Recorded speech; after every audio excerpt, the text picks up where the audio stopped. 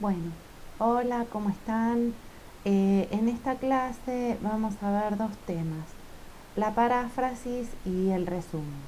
¿Sí? Dos temas que son muy importantes para todas las actividades que tenemos que hacer de lectura y escritura académica.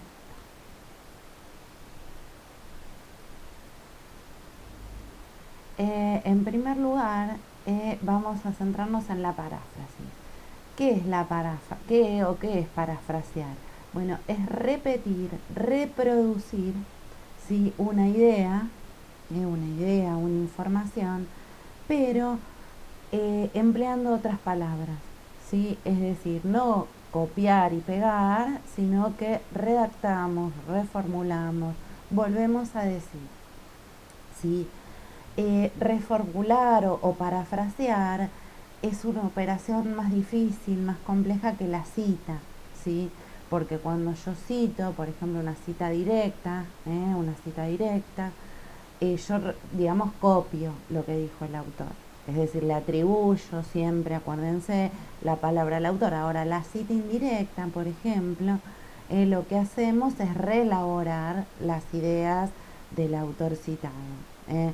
Entonces, es más complejo parafrasear, pero ahí se pone en juego una capacidad intelectual que tiene que ver con comprender y reelaborar esas ideas del autor citado, ¿sí?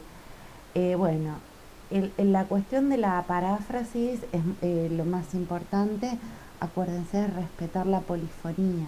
¿eh? ¿Qué quiere decir esto? Atribuirle las ideas al autor que estoy citando. ¿eh? Entonces, es importante siempre reconocer y traer la voz del autor.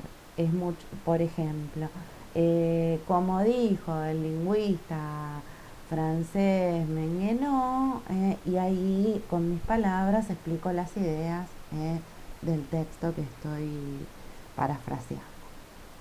Entonces esto es importante, la cuestión de la reelaboración. Tratemos, muchas veces es difícil porque estamos con vocabulario científico académico, pero ¿qué hacemos? Podemos hacer una cita textual y le explicamos con nuestras palabras. Podemos decir, es decir, un conector de reformulación, puedo decir, en otras palabras, coma, y sigo explicando. Es decir, lo trato de reproducir esa idea de reformular con mis palabras. ¿eh? Vamos a ver dos ejemplos. Un ejemplo de paráfrasis. Vamos a leer un ejemplo, un fragmento de las palabras de un sociólogo francés que se llama Pierre Bourdieu. El texto original dice, pero hay que tener cuidado de no ignorar la especificidad de la situación actual, que más allá de las coincidencias resultantes del efecto de la homología, presenta características relativamente sin precedentes.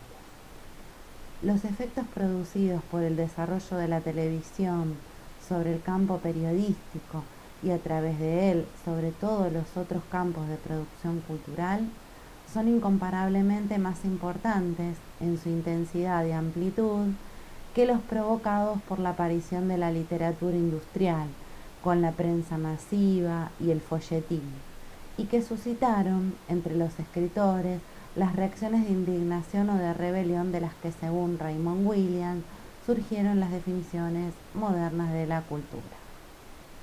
Esto es el texto original que escribió este sociólogo francés. Y ahora vamos a ver un ejemplo de paráfrasis de las ideas de Bourdieu. A ver, leemos y luego comentamos. Las definiciones modernas de cultura, explica Pierre Bourdieu, surgieron de la reacción de los escritores ante la aparición de la literatura industrial, la prensa masiva y el folletín. Sin embargo, si se comparan los efectos de estos campos de producción cultural con el desarrollo de la televisión y su influencia sobre el campo periodístico y a través de él sobre los otros campos de producción cultural, se advierte que estos últimos son incomparablemente más importantes. Fíjense que acá está este sujeto que hace la paráfrasis, aclara muchísimo, reordena la información, la reorganiza. Entonces ven que hay toda una actividad intelectual que tiene que ver con reorganizar, reordenar y decir con otras palabras. Y ven que acá queda mucho más claro, quedan mucho más claras las ideas de Bourdieu que en el original. ¿Sí? Entonces acá tenemos un ejemplo de paráfrasis. ¿Qué hacemos? Reorganizamos, reformulamos. ¿Sí? Esto es muy importante. ¿Por qué? Porque esta actividad es necesaria en la universidad. Desterramos el corto y pego. ¿Qué hago? Reformulo. Cuando yo copio no me aporta nada, sino relaboro esas ideas. Necesitamos ampliar nuestro vocabulario, necesitamos hacer operaciones cognitivas que tienen que ver con relaborar, con apropiarnos de las ideas del otro. Bien, en segundo lugar vamos a ver un género discursivo, ¿sí? Muy importante en la universidad, que es el resumen. ¿Para qué usamos el resumen? Bueno, hay dos géneros discursivos que son centrales para que nos vaya bien en la universidad. Un género, bueno, más de uno, ¿no? Pero bueno, un género discursivo es el apunte. Es decir, yo espero que ustedes cuando escuchan un audio tomen apuntes igual que en una clase presencial. Es necesario, porque en el apunte hago lo mismo, jerarquizo la información. No puedo copiar todo. Entonces, ¿qué hago? Jerarquizo. Estoy trabajando y copio, jerarquizo y escribo, jerarquizo. Si relaboro eso que escucho y lo escribo. Eso por un lado. El resumen es fundamental, porque el resumen es lo que me permite sintetizar un texto, relaborarlo, para luego que estudiar para un examen. Entonces es un género discursivo central en la universidad. ¿Qué hago en el resumen y por qué lo vemos al lado de la paráfrasis? La paráfrasis es algo cortito, chiquito, porque yo que parafraseo una idea. En cambio, en un resumen relaboro un escrito completo. Es decir, que yo voy a producir un nuevo texto, un nuevo escrito que el original. ¿Por qué? Porque lo voy a relaborar en una nueva situación de comunicación, es decir, produzco un texto nuevo que es más corto que el original. Pero a ver, este resumen, ¿no? Que digamos, yo relaboro, necesita primordialmente ser preciso y no debe tergiversar la fuente resumida. Es decir, que en esta reelaboración del resumen yo tengo que jerarquizar la información del original, es decir, yo tengo que ver lo más importante de ese texto original y debo ser fiel a ese texto. Entonces, es necesario reelaborar, por eso, digamos, como hacemos en la paráfrasis, con una parte, en el resumen yo reelaboro todo un texto, ¿sí? Si vamos al diccionario, ¿qué quiere decir resumir? Bueno, resumir es una palabra que viene del latín, de resumere, que quiere decir volver a tomar, comenzar de nuevo, esta palabra en latín. Y el diccionario la define, uno de los diccionarios que podemos consultar, que es el de la RAE, la define como reducir a términos breves y precisos, o considerar tan solo y repetir abreviadamente lo esencial de un asunto o materia. Entonces acá está esta idea, necesito jerarquizar, necesito retener lo principal de un texto para reelaborarlo, Entonces, de lo que vimos, ¿de qué me voy a ayudar para resumir un texto? Bueno, fundamentalmente del paratexto. ¿Por qué? Porque el título dijimos que me va a anticipar, la postura del autor sobre el texto, los subtítulos me van a anticipar, la postura del autor, bueno, voy a centrarme en los subjetivemas. Entonces, a partir de esa lectura de ese texto voy a tomar lo más importante. Es decir, bueno, el tema, la postura del autor sobre el tema y qué argumentos me va dando ese autor para, eh, para convencerme de que es así en el caso de un texto argumental. Entonces, para la redacción del resumen, ¿qué operaciones puedo realizar? Bueno, voy a generalizar. ¿Por qué? Porque, digamos, vamos a ver un ejemplo. Si yo digo, el ejemplo que tenemos acá, en el resumen de un texto de psicología, en el original habla de agudeza visual, compresión auditiva, motricidad. Estas tres cuestiones yo las puedo agrupar en funciones psíquicas.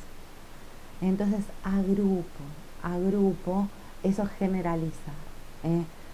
Por ejemplo, en un texto que va trabajando sobre, se detiene, a ver, por ejemplo, define distintos periodos. Y en un periodo que va a llamar, por ejemplo, el periodo contemporáneo, y va viendo, bueno, en la década del 60 al 70, del 70 al 80 y del 80 al 90. Bueno, en lugar de diferenciar esos tres periodos, los podemos agrupar, bueno, en las décadas del 60 al 90, y ahí que estoy haciendo, generalizando. ¿Por qué? Porque el resumen se supone que no voy a reproducir el mismo detalle del original, porque si no, no resumo. Entonces puedo hacer operaciones de generalización. En segundo lugar, sí, que es muy parecido, es globalizar. Y la globalización lo que va a tratar de hacer es de ver el sentido completo. Entonces, por ejemplo, en el ejemplo que vemos, un texto de historia que dice San Martín regresó del exilio, puede globalizar a cuándo viajó, en qué barco vino, cuánto duró su viaje, qué hizo en el viaje, cuándo llegó al puerto. Bueno, ahí yo puedo globalizar eso y decir, bueno, regresó del exilio. Entonces con eso toda esa serie de detalles del periodo en el que no estuvo en Argentina, lo resumo. Entonces ahí globalizo. Muy parecida a la generalización. Lo que pasa que en la generalización lo que hago es sustituir con palabras. Es decir, voy a usar una palabra que reemplace, en el otro globalizo la información. La otra operación que podemos hacer para redactar nuestro resumen es integrar oraciones a partir de, que es la integración, integrar oraciones a partir de las oraciones que se establecen entre ellas. ¿Cuáles son las relaciones? Causa, consecuencia, concesión, condición. Y vamos a ver un ejemplo. Si en el texto base, en el original, yo tengo dos oraciones, por ejemplo, el periodo que va del nacimiento a la adquisición del lenguaje está marcado por un desarrollo mental extraordinario. La importancia de este desarrollo a menudo es ignorada, ya que no va acompañado de palabras. Es decir, estas dos ideas, estas dos oraciones se pueden integrar a partir del relativo cuyo. Y vemos el ejemplo. El periodo que va del nacimiento a la adquisición del lenguaje está marcado por un desarrollo mental extraordinario, cuya importancia a menudo es ignorada, ya que no va acompañado de palabras. Entonces acá tenemos otra forma que podemos usar, que es la integración. Bien, Cuestión que es muy importante en el resumen, la omisión. Voy a omitir. ¿Qué voy a omitir? Toda la información que no sea importante. ¿Está bien? Y vamos a ver un ejemplo de resumen. Este texto que vamos a leer es un fragmento de un artículo que apareció en página 12 de Umberto Eco. Es un semiólogo italiano. Bien, vamos a leer este texto y yo les voy a marcar cuál es el resumen y luego vamos a ver el texto que resumió. Dice Umberto Eco: hoy quiero tratar de desmadejar una serie de temores, aclarar nuestras ideas sobre estos problemas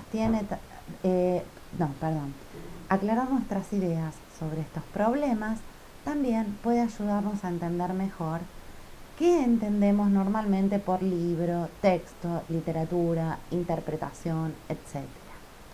De ese modo, veremos cómo una pregunta tonta puede generar muchas respuestas sabias y cómo esa es probablemente la función cultural de las entrevistas ingenuas.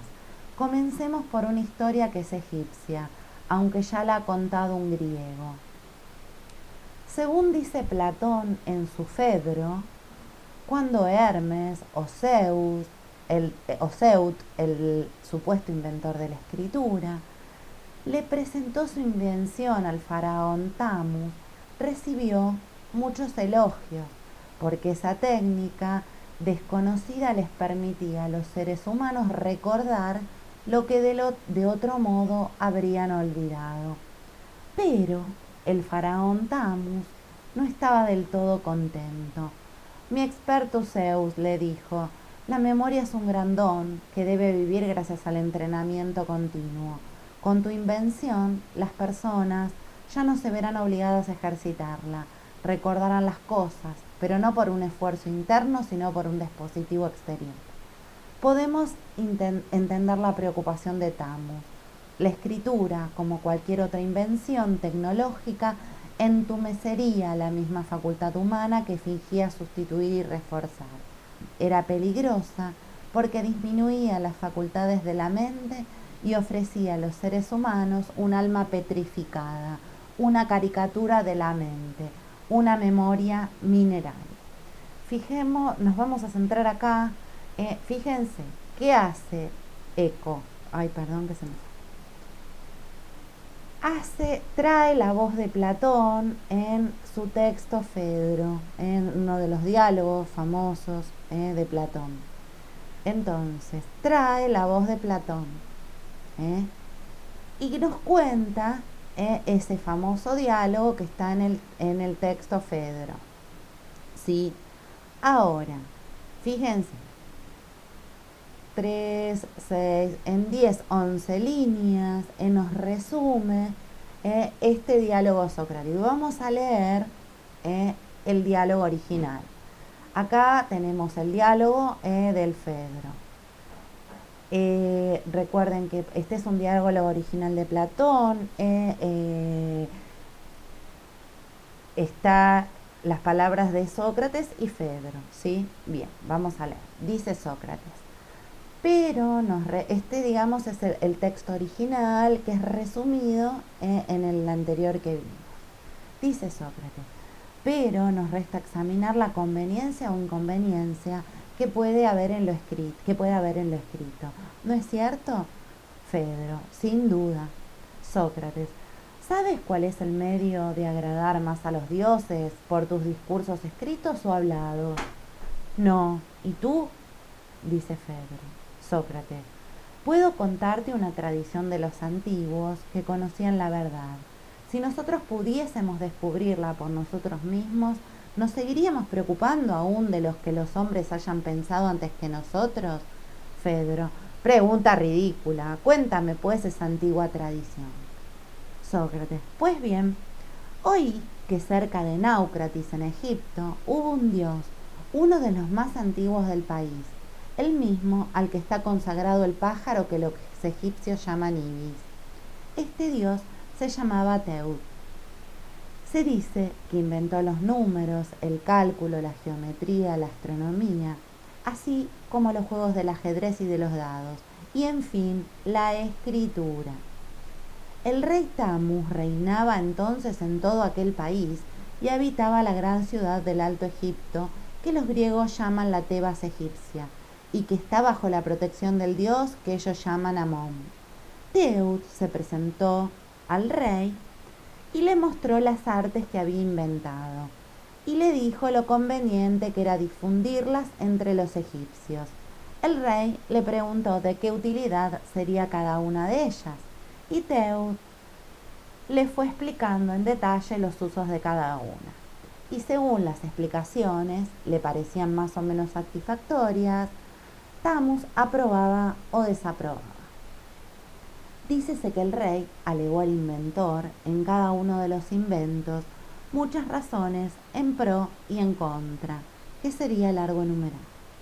Cuando llegaron a la escritura, dijo Teut: «Oh rey, esta invención hará a los egipcios más sabios y servirá a su memoria.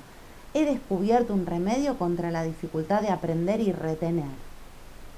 «Ingenioso Teut», respondió el rey, «el genio que inventa las artes no está en el mismo caso que el sabio que aprecia las ventajas y las desventajas que deben resultar de su aplicación. Padre de la escritura y entusiasmado con tu invención, le atribuyes todo lo contrario de sus efectos verdaderos. Ella solo producirá el olvido en las almas de los que la conozcan, haciéndoles despreciar la memoria. Confiados en este auxilio extraño, abandonarán a caracteres materiales el cuidado de conservar los recuerdos, cuyo rastro habrá perdido su espíritu. Tú no has encontrado un medio de cultivar la memoria, sino de despertar las reminiscencias. Y das a tus discípulos la sombra de la ciencia y no la ciencia misma, porque cuando vean que pueden aprender muchas cosas sin maestros, se tendrán ya por sabios, y no serán más que ignorantes en su mayor parte, y falsos sabios insoportables en el comercio de la vida». Bien, fíjense que acá este texto es del siglo III a.C. Bien, acá en esas 10 liñitas que leímos en el texto de Eco se concentró todo este diálogo que mantiene este diálogo de Sócrates entre el rey Tammuz y Teut. Vamos a volver al texto de Eco. ¿Qué es lo que concretamente omite? Mucha información, ¿sí? ¿Qué es lo que retiene? Bueno, nos trae la fuente, es decir, dice, según dice Platón en su Fedro, y presenta el diálogo, es decir, trae la fuente, presenta el diálogo, y presenta que Teut habló con Tammuz, con el rey, ¿sí? Bien, y le presenta que la escritura, la invención de la escritura, ¿sí? ¿Y qué trae? Trae un diálogo, una cita directa, y la objeción, entonces, la memoria es un gran don que debe vivir gracias al entrenamiento continuo. Con tu invención, las personas ya no se verán obligadas a ejercitarla. Recordarán las cosas, pero no por un esfuerzo interno, sino por un dispositivo exterior. Digamos, ¿cuál es el dispositivo exterior? La escritura. Entonces, exterior, ¿por qué? Porque escribimos en un papel, con un lápiz, con algo que nos permite escribir. Entonces es exterior, ya no lo tenemos en la memoria, en la mente. Es decir, la escritura sacamos lo que tenemos adentro, afuera, y lo ponemos en un papel. Entonces, acá empieza a hablar otra vez Eco, y dice Eco, podemos entender la preocupación de Tammuz. La escritura, como cualquier otra nueva invención tecnológica, entumecería la misma facultad humana que fingía sustituir y reforzar. Era peligrosa porque disminuía las facultades de la mente y ofrecía a los seres humanos un alma petrificada, una caricatura de la mente, una memoria mineral. Y acá habla Eco. ¿Qué hace Eco? resume, comenta, parafrasea la palabra, aquel relato de, de Platón, perdón, en el Feto. ¿Sí? Entonces, nos vamos a quedar con esta idea y vamos a comenzar a pensar y ejercitar la paráfrasis y el resumen. Bueno, buena semana, nos vemos en la próxima clase.